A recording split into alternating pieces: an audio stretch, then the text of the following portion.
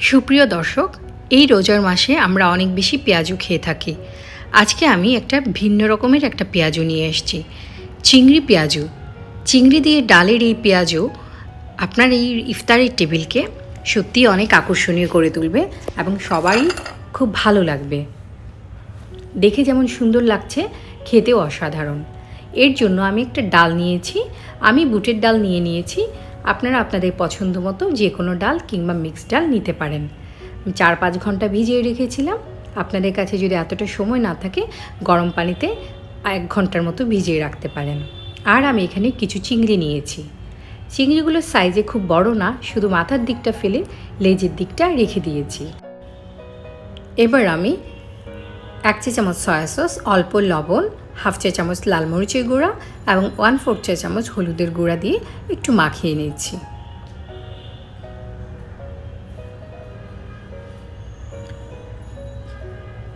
ডালটাকে ব্লেন্ড করে নিয়েছি, কোনো প্রকার পানি আমি ব্যবহার করিনি।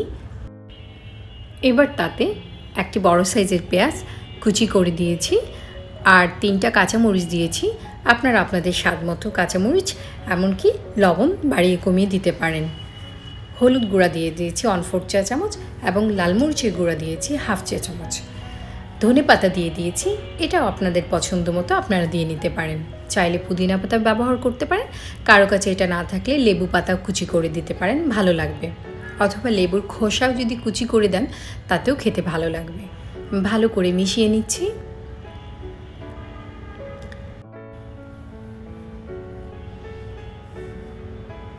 হাত দিয়ে ইজিলি ফ্ল্যাট করা যাচ্ছে বা বড়া বানানো যাচ্ছে, এই টাইপের মিশ্রণটা হয়েছে। এবার একটু চ্যাপটা করে নিয়ে আপনারা দেখতে পাচ্ছেন তার ভেতরে চিংড়ি মাছটা দিয়ে দিয়েছি এবং লেজের দিকটা আমি বের করে রেখেছি। এবার আমি হাত দিয়ে চেপে চেপে এটাকে মুঠো করে দিচ্ছি এবং পুরো চিংড়িটাকে এভাবে কাভার করে দিচ্ছি।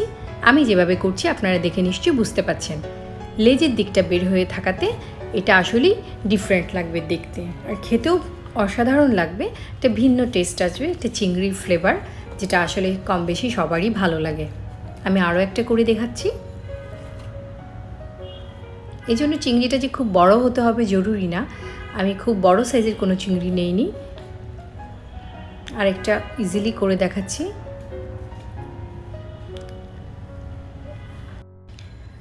আপনারা এইভাবে বানিয়ে প্রথমে ফ্রিজারে বা ডিপ ফ্রিজে রেখে একটু শক্ত করে নিয়ে তারপর ব্যাগে ভরে রেখে দিতে পারেন অথবা কোনো কন্টেনারে রেখে দিতে পারেন। তো পরবর্তীতে ভাজার 15 থেকে 20 মিনিট আগে নামিয়ে নিলেই হয়ে যাবে। রোজার ইফতারিতে না, শুধু সারা বছরই স্ন্যাক্স হিসাবে আপনারা এটা খেতে পারেন। এটা আসলে চিংড়ি দেওয়াতে একটু স্পেশাল হয়ে গেছে। আমার সবগুলো বানানো হয়ে গেছে, দেখতে খুবই ভালো লাগছে। আমি এবার একটা কড়াইয়ে তেলটা পর্যাপ্ত গরম করে নিয়ে চুলার আঁচটা কমিয়ে দিয়েছি এবং একে একে করে ওগুলো দিয়ে দিয়েছি।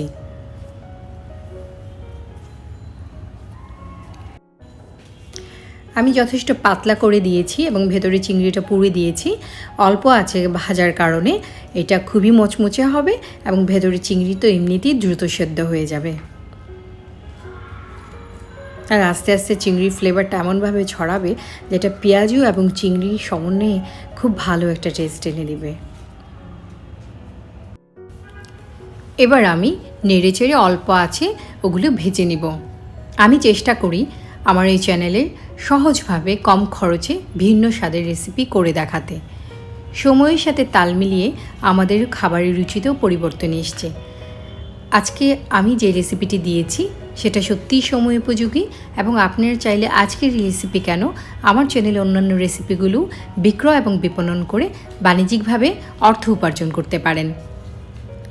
আমি মনে করি রান্না শুধু সময়ের প্রয়োজন নয়, আমাদের খাবারের প্রয়োজন নয়, রান্না চাইলে আয়ের মাধ্যম হতে পারে। এগুলো ভাজা হয়ে গেছে, আমি তুলে নিয়েছি।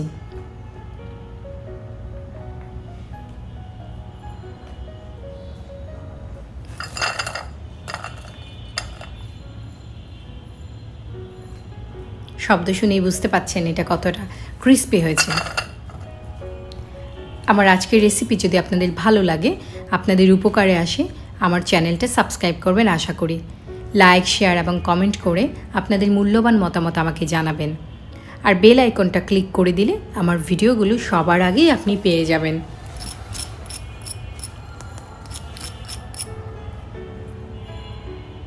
এটা ভেঙে দেখাচ্ছি।